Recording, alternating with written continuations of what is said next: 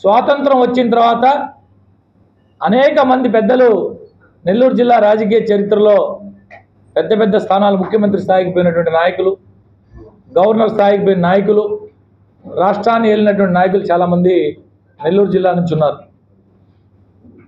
బెజవాడ గోపాలరెడ్డి గారు కావచ్చు, పుచ్చలపల్లి సుందరయ్య గారు కావచ్చు, నల్లపరెడ్డి శ్రీనివాసరెడ్డి గారు కావచ్చు, నేదురుమల్లి జనార్దన్ రెడ్డి గారు కావచ్చు, ఏసీ సుబ్బారెడ్డి గారు కావచ్చు, అనేక మంది నెల్లూరు జిల్లా నుంచి ప్రాతినిధ్యం వహించినటువంటి రాజకీయ నాయకులందరూ కూడా ఒక హుందాతనమైన రాజకీయాలు చేసినటువంటి వ్యక్తులుగా నెల్లూరు జిల్లాకి రాష్ట్రంలోనే ఒక ప్రత్యేకత, ఒక ఉన్నతమైన స్థానంలో నిలిపినటువంటి వ్యక్తులు. దురదృష్టవశాత్తు ఈ మధ్య గతంలో ఒక ఆయన ఉండేవాడు, నోటికి ఎట్టొచ్చినట్టు మాట్లాడే,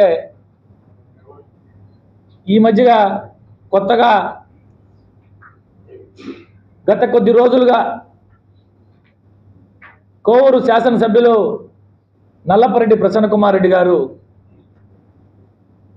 వేమిరెడ్డి ప్రభాకర్ రెడ్డి గారి గురించి, అదేవిధంగా వారి సతీమణి వేమిరెడ్డి ప్రశాంత్ రెడ్డి గారి గురించి నోటికొచ్చినట్టు, సభ్యత సంస్కారం కూడా లేకుండా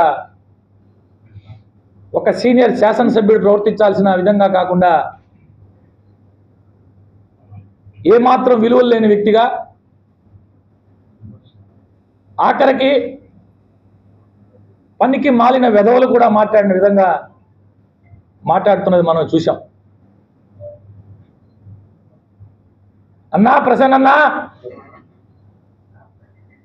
హుందాతనమైన రాజకీయాలు చేస్తే మేము కూడా హుందాతనమైన రాజకీయాలు చేస్తాం. అలా కాదు, నేను ఈ విధంగా వ్యక్తిగత దూషణలో నా నోటికి ఎంతకు వచ్చినట్టు అంత మాట్లాడతానంటే మేము చాలా మాట్లాడాల్సి వస్తుంది. తట్టుకోలేవు, నువ్వు తట్టుకోలేవు. కొండపల్లి గురవయ్య దగ్గర నుంచి మాట్లాడడం మొదలు పెడితే తట్టుకోలేవు అనుకుంటున్నావా? నువ్వు నా ఒక్కడికే నోరుంది, నేను ఒక్కడే మాట్లాడతాను అనుకుంటున్నావా? నువ్వు నీకంటే పెద్ద నోరుంది, నీకంటే నీచంగా మాట్లాడగలుగుతాం, నీకంటే దారుణంగా మాట్లాడగలుగుతాం, నీకంటే అసహ్యంగా మాట్లాడగలుగుతాం. బహుశా నీకు తెలుసు అనుకుంటా మా గురించి. గత అనేక సంవత్సరాలు కలిసి ప్రయాణం చేశాం, ఒక పార్టీలో పనిచేశాం, గౌరవం ఉండాలని చెప్పి మేము హుందాతనమైన రాజకీయాలు చేస్తూ ఉంటే ఓడిపోతామనే భయం పట్టుకొని నీ నోటికి వచ్చేట్టు మాట్లాడతావా? మాట్లాడే ముందు ఇంగిత జ్ఞానం ఉండవల్లే. ఒక మహిళ గురించి మాట్లాడే ముందు 5-6 సార్లు శాసనసభ్యుడిగా, మంత్రిగా పనిచేసిన వ్యక్తికి ఉండాల్సిన లక్షణాలు ఏమైనా ఉన్నాయా నీలో? కొంచెమైనా ఉన్నాయా? నువ్వు మాట్లాడేది నిన్న మొన్నటి దాకా వాళ్ళ ఇంటికాడికి వచ్చి వాళ్ళ కాళ్ళ ముందు సాష్టాంగ నమస్కారాలు చేసి అన్నా ప్రభాకర్న, అక్కా ప్రశాంత్ అక్క, అన్నా ప్రభాకర్న, అక్కా ప్రశాంత్ అక్క అని వాళ్ళ ఇంటి చుట్టూ తిరిగేవే. ఏమైపోయింది ఆ రోజు అంటున్నా, ఏమైపోయింది ఆ రోజు అంటున్నా. ఇప్పుడు మాట్లాడే ఎంత ఈ రోజు కనపడిందా నీకు? ఈ రోజు కనపడిందా? నోటికి ఎంత వచ్చినట్టు అంత మాట్లాడతావు అనుకుంటే గుర్తు తెచ్చుకో ఒక్కసారి. గతంలో ఒక చిన్న ఉదాహరణ చెప్పి చాలించుకుంటా. నీది మీ కులదైవం కోటమ్మ గుళ్ళో నాకు అన్నదమ్ములు లేరు, వాళ్ళకి ఇక్కడే పిండ ప్రదానం వదిలేస్తున్నాను, నాకు అన్నదమ్ములు ఎవరు లేరు అని చెప్పి కోటమ్మ సాక్షిగా పిండ ప్రదానం వదిలేస్తున్నా అని చెప్పి మాట్లాడి నువ్వు మళ్ళా నీ అవసరాల కోసం వాళ్ళందరినీ కాళ్ళ బేరాన్ని పడిన వ్యక్తి నువ్వు. నీ సొంత తమ్ముడు నీ గురించి ఇటీవలే ఎన్నో రోజుల కాల నల్లపరెడ్డి రాజేంద్రనాథ్ రెడ్డి అన్న నీ గురించి ఎట్ట మాట్లాడు. అటువంటి మహోన్నత వ్యక్తి నల్లపరెడ్డి శ్రీనివాసరెడ్డి కడుపున ఏ విధంగా పుట్టావో మాకైతే అర్థం కావట్లా. నీకొక్కడికే ఉందనుకుంటున్నావో అన్నారు, నీకొక్కడికే ఉందనుకుంటున్నావో అన్నారు. నీకంటే చాలా అసహ్యంగా మాట్లాడగలుగుతాం. చాలా అసహ్యంగా మాట్లాడగలుగుతాం. జాగ్రత్తగా మాట్లాడు, ఒళ్ళు దగ్గర పెట్టుకొని మాట్లాడు. ఈసారి కనుక మాట్లాడితే నోరు జారితే కొండపల్లి గురవయ్య గుర్తుపెట్టుకో. బహుశా ఇక్కడ వాళ్ళకి తెలియకపోయినా నీకు తెలుసు ఆ పేరు ఏమిటో. కొండపల్లి గురవయ్య దగ్గర నుంచి మొత్తాన్ని నీ చరిత్ర అంతా ఈదుల్లో పెట్టామని చెప్పి ఈ సందర్భంగా తెలియజేస్తున్నాం. మాకు సభ్యత సంస్కారం ఉంది కాబట్టి పద్ధతిగా గౌరవంగా మాట్లాడుతూ ఉన్నాం. గుర్తుపెట్టుకోమని చెప్పి ఈ సందర్భంగా తెలియజేస్తాం. ఇక రెండవది, ఇంకొక ఆయన పెద్ద ఆయన వచ్చాడు బాబు, నెల్లూరు కొత్తగా దిగుమతయ్యాడు. మా సాయన్న నిన్న నా మూలాపేటకి మా సొంత వాటికి వచ్చాడు. మీటింగ్ పెట్టుకున్నాడు బయట ఎక్కడి నుంచో జనాలు తోలుకొని. మీ అందరి సాక్షిగానే మీ కార్పొరేటర్ ఎవరు, మీ కార్పొరేటర్ పేరు చెప్పండి 4 సార్లు అడిగాడు.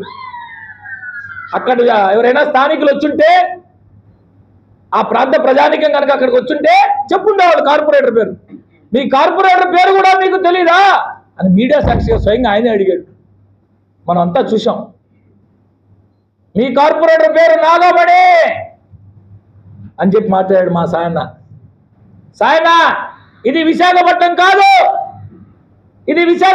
కాదు, నెల్లూరు. మాటకు ముందు నేను నెల్లూరులో పుట్టా, నెల్లూరులో పెరిగా, నెల్లూరు నా సొంతూరు. ఇంకొక ఆయన ఎక్కడో దుబాయ్లో వేరే దగ్గర వ్యాపారాలు ఉన్నాయని ఉన్నాడు అంటున్నావు. ఈ రోజుకి నీ ఓటు ఎక్కడుంది? అసలు నీ ఓటు ఎక్కడుంది? మీడియా మిత్రులందరికీ కూడా కాపీ ఇస్తా. ఈ రోజు కూడా పెద్దలు మా సాయన్న ఓటు విశాఖపట్నంలో సీతమ్మధార పోలింగ్ బూత్ లో ఉంది. ఈ రోజు కూడా ఇది నిన్ను ఎందుకు తరివేశాడో జగనన్న విశాఖపట్నం నుంచి అందరికీ తెలుసు. విశాఖపట్నం నుంచి నిన్ను జగనన్న ఎందుకు తరివేశాడో కూడా అందరికీ తెలుసు. నువ్వు మాటకు ముందు ఇక్కడికి వచ్చి నా సొంతూరు, నేను పుట్టింది ఇక్కడే, నేను పెరిగింది ఇక్కడే, నేను ఉండబోయేది ఇక్కడే. నీకు సొంత ఇల్లుందా? ఇన్ని రోజులు జగన్మోహన్ రెడ్డి గారి తర్వాత నెంబర్ 2 అని చెప్పుకునే నువ్వు ఈ నెల్లూరు జిల్లాకి ఏమైనా చేసావా? ఈయన పేదవాడు అంట పాపం, 8 ఎకరాలు రైతు మాత్రమేనంట. ఈయన అల్లుడు ఆరబిందో శరత్చంద్రారెడ్డి కంపెనీకి రాష్ట్రంలో ఉన్నటువంటి అన్ని కాకినాడ పోర్టు దగ్గర నుంచి, నెల్లూరు జిల్లాలో కట్టే రామాయపట్నం పోర్టు దగ్గర నుంచి మొత్తాన్ని అన్నింటినీ కూడా రాష్ట్ర ప్రభుత్వం ద్వారా ఇప్పించిన ఘనత గనుడివి నువ్వు. నీకు కూడా చెప్తున్నాం, మాట్లాడితే పద్ధతిగా మాట్లాడితే చాలా పద్ధతిగా ఉంటాం. నెల్లూరు జిల్లా రాజకీయ నాయకులు, విశాఖపట్నం నాయకులంతటా మంచి నాయకులు అయితే మాత్రం కాదు. మాకు రెండూ తెలుసు, మంచితనమో తెలుసు, తేడా వస్తే రెండోది కూడా తెలుసు. మాకు తేడా వస్తే రెండోది కూడా. ప్రభుత్వం వస్తుందో లేదో మనకు తెలీదు, మనం ముందుగానే బీజేపీతో మాట్లాడుకుంటామని చెప్పి నీ అల్లుడి చేత ఏదైతే ఈ మధ్య దేశవ్యాప్తంగా చర్చ జరుగుతోందో, దేశవ్యాప్తంగా ఎలక్ట్రల్ బాండ్స్ మీద ఇష్యూ జరుగుతూ ఉందో సుప్రీంకోర్టు లెవెల్లో 35 కోట్లు నీ అల్లుడు 50 కోట్ల రూపాయల డబ్బులు ఎలక్ట్రల్ బాండ్లు ఇస్తే 35 కోట్లు భారతీయ జనతా పార్టీకి ఇప్పించావు కాదా? 35 కోట్లు భారతీయ జనతా పార్టీకి ఎలక్ట్రల్ బాండ్ రూపంలో ఇప్పించావు నీ అల్లుడి చేత ఆరబిందో గ్రూప్ ద్వారా. చాలా చాలా ఉన్నాయి. ఇట్లాంటి గౌరవప్రదమైన ఆరోపణలు రాజకీయాలుగా చేసుకుంటే గౌరవంగా ఉంటుంది. నేను నెల్లూరులోనే ఉంటా.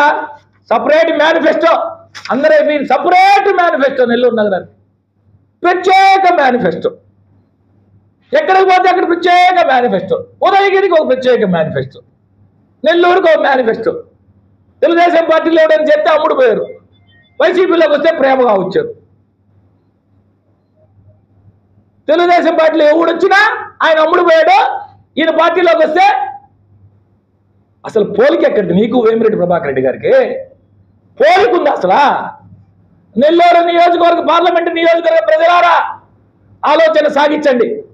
మీ స్నేహితులు, సన్నిహితులు, బంధువులు, తెలిసిన వారి ద్వారా విశాఖపట్నంలో మా సాయన్న చేసిన ఘన కార్యాల గురించి తెలుసుకోండి.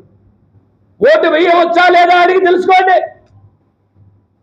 ఈయన నెల్లూరులో అడుగుపెట్టిన మరుక్షణం, ఈయన డాచి అడుగుపెట్టిన మరుక్షణం ఖాళీ ప్లాట్లకు మొత్తం ఫెన్సింగ్లు వేసుకుంటున్నారు, ఎక్కడికెక్కడ భద్రాలు భద్రపరుచుకుంటున్నారు. విజ్ఞులైనటువంటి నెల్లూరు పార్లమెంటు ప్రజలు ఖచ్చితంగా తగిన తీర్పు ఇవ్వబోతున్నారు. నువ్వా వేమిరెడ్డి ప్రభాకర్ రెడ్డి గారి గురించి ఆలోచన చేసేది? నువ్వా వేమిరెడ్డి ప్రభాకర్ రెడ్డి గారి గురించి మాట్లాడేది? తన కష్టార్జితంతో ఎక్కడెక్కడో వ్యాపారాలు చేసుకొని తన సంపాదించిన డబ్బు తీసుకొచ్చి పుట్టిన గడ్డకి ఎంతో మేలు చేయాలని చెప్పి అనేక రకాల కార్యక్రమాలు, సంక్షేమ కార్యక్రమాలు, ధార్మిక కార్యక్రమాలు, ఉచిత విద్య, ఉచిత వైద్యం, పేదలకు ఎక్కడ ఏ అవసరం ఉన్నా నేను తన తలుపు తట్టిన ప్రతి ఒక్కడికి తనకు చేతనైనంత సాయం చేసే వేమిరెడ్డి ప్రభాకర్ రెడ్డి ఎక్కడ? ఊళ్ళో ఆస్తులు పెరుక్కునే నువ్వెక్కడ? పోలికుందా అంటున్నా? అసలు పోలికుందా నీకు మా ప్రభాకర్లకి? నిరుపేదండి, 8 ఎకరాల నిరుపేద, 150 కోట్లతో విశాఖపట్నంలో బంగ్లా కట్టుకున్న నిరుపేద అయినా ప్రతి ఒక్కరికి తెలుసు. చాలా చాలా ఇది ట్రయల్ పార్ట్ మాత్రమే, ట్రయల్. ఇద్దరికి చెప్తున్నాం. ప్రసన్న కుమార్ రెడ్డి గారు, కొండపల్లి గురవైన గుర్తుపెట్టుకో. సాయన్న దయచేసి వాస్తవంగా నిన్నటి వరకు ఆ పార్టీలో ఉన్నాం, 15 ఏళ్ళు కలిసి పనిచేసాం, గౌరవప్రదంగా హుందాపురంగా మాట్లాడాలా, పని చేసుకోవాలనుకున్నాం. మమ్మల్ని మా జోలికి రావద్దు. ఓటు అప్పీల్ చేసుకోండి, మీరేం చేస్తారో చెప్పుకోండి, మీరేం చేయబోతున్నారో చెప్పుకోండి, మీరు ఏం చేశారో చెప్పుకోండి, అంతే. వ్యక్తిగతంగా మా నాయకుల గురించి మాట్లాడితే మీరు తట్టుకోలేరు. గతంలో నెల్లూరు జిల్లా ప్రజలందరూ చూశారు, మళ్ళా చెప్తున్నాం. ఇది ఒక ట్రయల్ పార్ట్ మాత్రమే. ప్రసన్న కొండపల్లి గొడవలను గుర్తుపెట్టుకో. సాయన్న ఇది విశాఖపట్నం కాదు, నెల్లూరు, గుర్తుపెట్టుకోమని చెప్పి ఈ సందర్భంగా హితవు పలుకుతాం. Thank you sir.